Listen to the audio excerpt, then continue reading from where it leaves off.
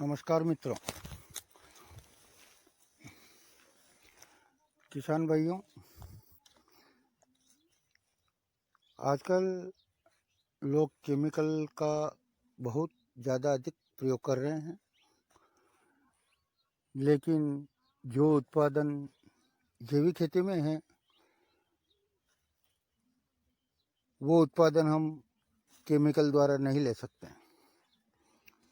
मित्रों, जैविक खेती की पूरी एक प्रक्रिया होती है और हम अपने ही खेत पर सारी चीज़ें बना लेते हैं।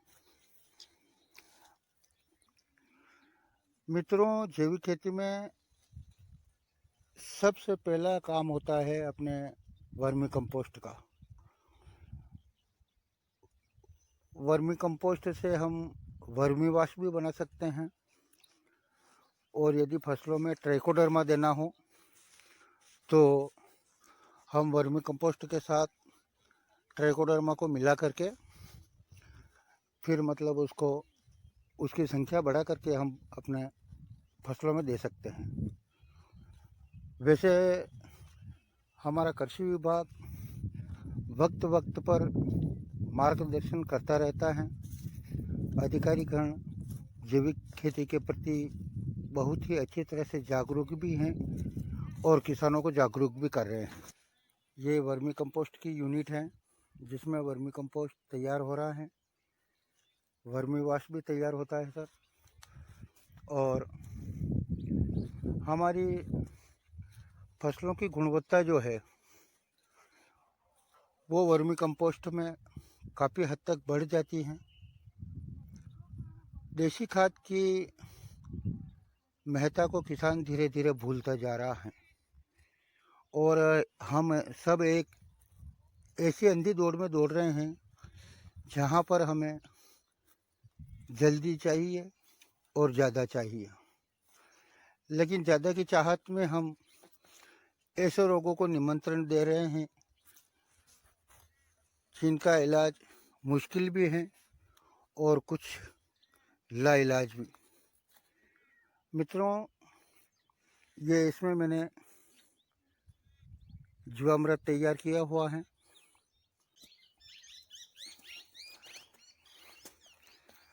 मित्रों, ये काले गेहूँ हैं जिसमें कोई यूरिया, डीएपी, कीटनाशक, खरपतवार नाशक का इस्तेमाल मैंने नहीं किया है और बढ़वार भी अच्छी हैं और हमारे जैविक उपभोक्ता हैं उनकी बहुत ही अच्छी डिमांड है इनकी। मित्रों, अब हम सहफसली खेती करते हैं तो उसमें हमें लाभ भी मिलता है और हमारे खेत की पैदावार रुकती नहीं है। जैसा कि विदित है कि हम जैविक खेती में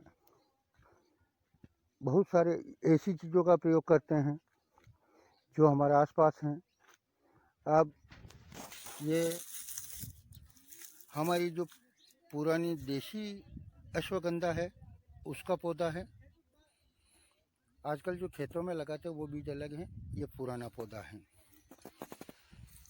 इसकी पत्तियों के भी मैं वेज डिकम्पोजर में, जीवामृत में, इनमें प्रयोग करता हूँ। ये अश्वगंधा का पौधा खड़ा है इधर, ये जो हमारे स्वास्थ्य के लिए भी बहुत गुणकारी है और आयुर्वेदिक में इसकी बहुत ही महत्ता है। मित्रों, ये तुलसी का पौधा है जिसका मैं समय समय पर रस निकाल करके और अपने जैविक खेती में प्रयोग करता हूँ।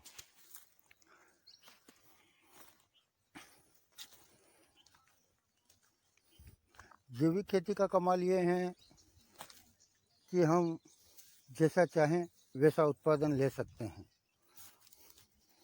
ये सीताफल का पौधा है, इसकी पत्तियों को भी हम प्रयोग में ले सकते हैं।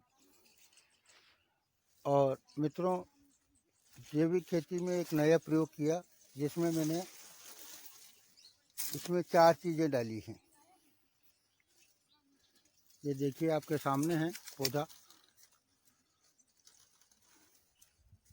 इसमें वर्मी कंपोस्ट, वर्मी वाश, जीवामृत, वेज डिकम्पोज़र और उसके अलावा थोड़ी सी राख का प्रयोग किया हुआ है। इन चीज़ों के अलावा मैंने इस पौधे में किसी प्रकार की कोई चीज़ नहीं डाली और ये पैदावार आपके सामने है। यूरिया डीएपी हमारी फसलों को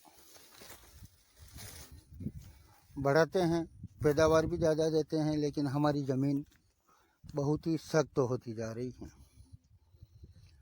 हम अपनी ही भूमि को, अपने ही खेतों को बंजर बना रहे हैं। मित्रों,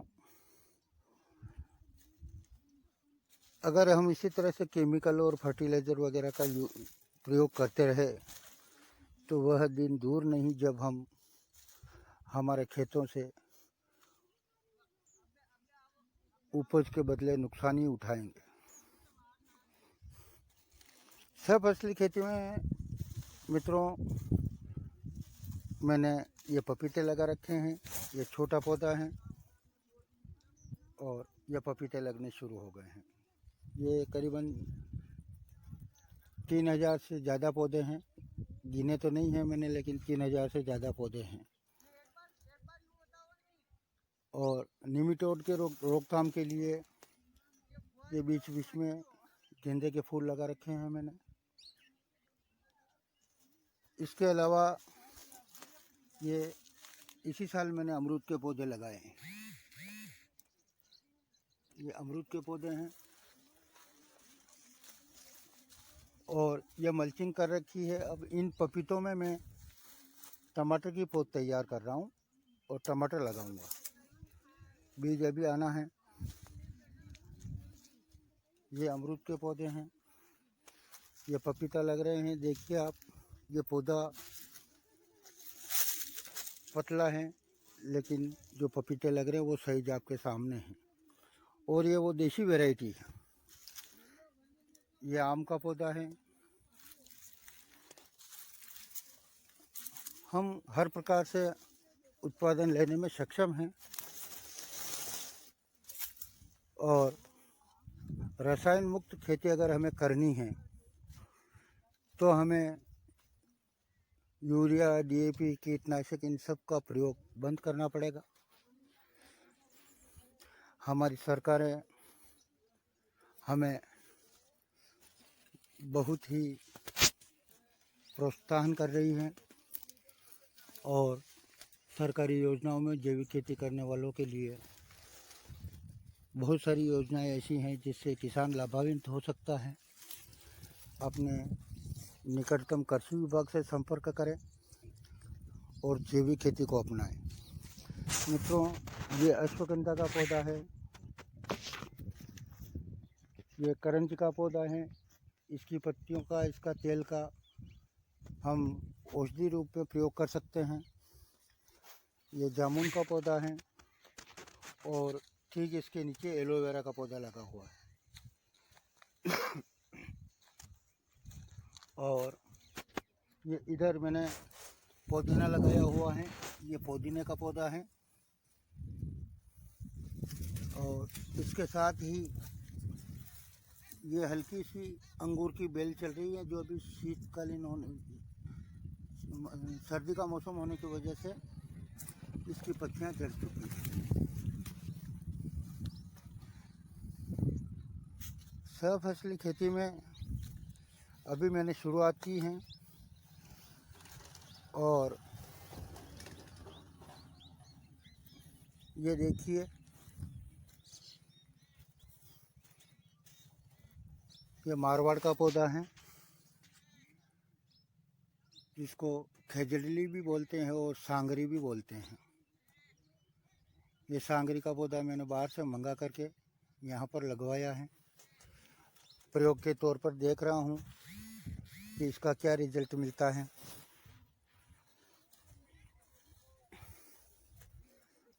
मित्रों, ये पपीते में फूल आने की प्रक्रिया शुरू हो चुकी है। ये एक जामुन का पौधा और है जो 2 साल का है, आपके सामने है। इसमें मैंने वेज डिकम्पोजर, जीवामृत और 10 पत्ती अर्क का प्रयोग किया।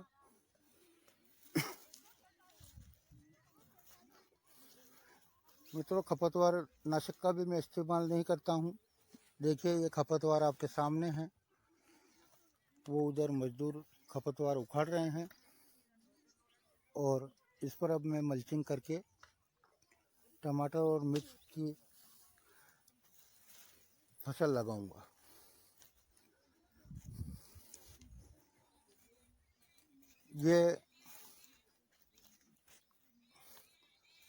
ये पौधे, इनके फल मैं पहले तोड़ चुका हूँ और अब वापस ऊपर फल आने शुरू हो गए हैं।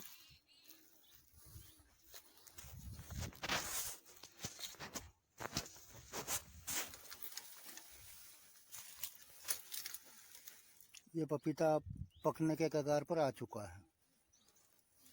पेड़ पर ही पकेगा, उसके बाद ही इसको तोड़ूंगा मैं। आजकल बाज़ार में जो पपीते आ रहे हैं उनको कार्बाइड से पकाया जाता है, जो हमारे स्वास्थ्य के लिए काफ़ी हानिकारक है। ये पपीते भी पकने के कगार पर आ गए हैं। ये देखिए,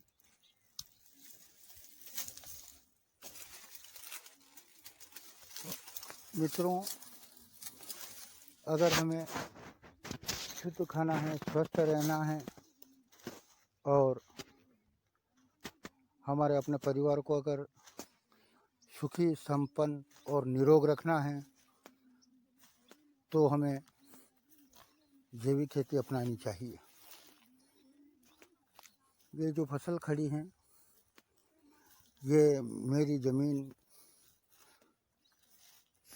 पूरी तरह से बहुत ही हल्की ज़मीन है।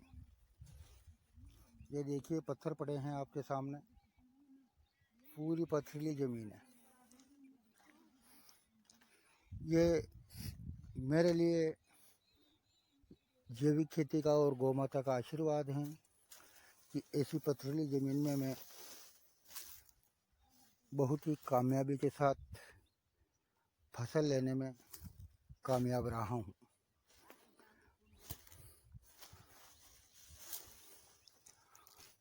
कुछ पौधों में हो सकता है रोग भी आए, और ये सारे देसी पपीते हैं, इसमें कोई हाइब्रिड पपीता नहीं है। और देसी पपीते में समस्या ये आती है कि अक्सर नर पौधे बहुत ज़्यादा होते हैं। ये नर पौधा था जिनको मैंने थोड़ी बढ़वार के बाद में इनको काट दिया, लेकिन अब मैं इनसे फल लूँगा। इनके फल भी लगेंगे और पैदावार भी मिलेगी।